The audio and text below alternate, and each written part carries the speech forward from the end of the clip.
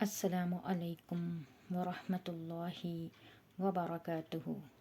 آج کے اس سیشن میں ہم وضو کن چیزوں سے ٹوٹ جاتا ہے اس کے بارے میں جانیں گے۔ تو 5 ایسی چیزیں ہیں جن سے وضو ٹوٹ جاتا ہے۔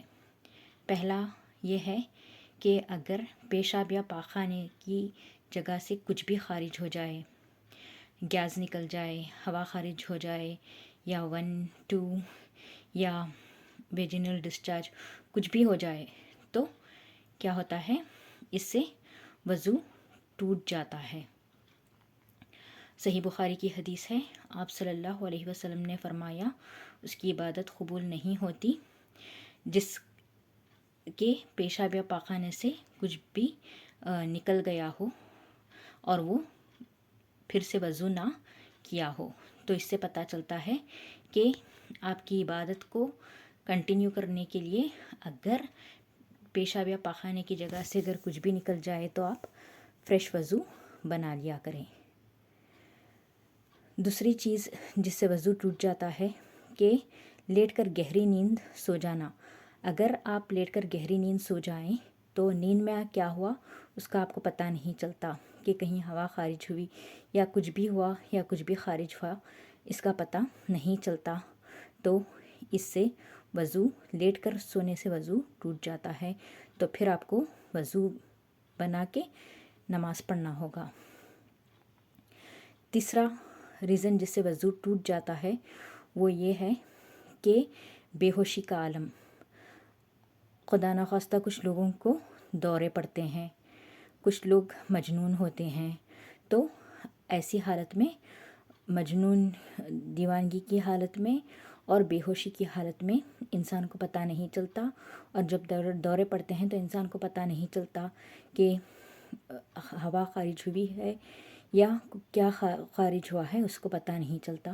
تو ایسی حالت میں بھی وضو نہیں رہتا، تو بے ہوشی کے عالم میں بھی وضو ٹوٹ جاتا ہے۔ چوتھا ریزن جس سے وضو ٹوٹ جاتا ہے کہ اپنی یا کسی کی شرمگاہ کو کپڑے کے بنا اس ہاتھ سے مطلب اس ہتھیلی سے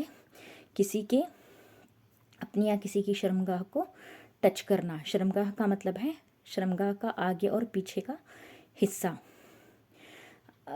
بہت سے ٹائم کیا ہوتا ہے، عورتیں بچوں کا ڈائپر چینج کرتے ہیں، تو اگر یہ ڈائپر چینج کریں اپنے ہاتھوں سے تب بھی ان کو وضو بنانا پڑے گا۔ اس لیے گلوز پہن کر بچوں کا ڈائپر چینج کریں تو وضو نہیں ٹوٹتا، لیکن آپ ننگے ہاتھوں سے بچے کا ڈائپر چینج کریں تو وضو ٹوٹ جاتا ہے۔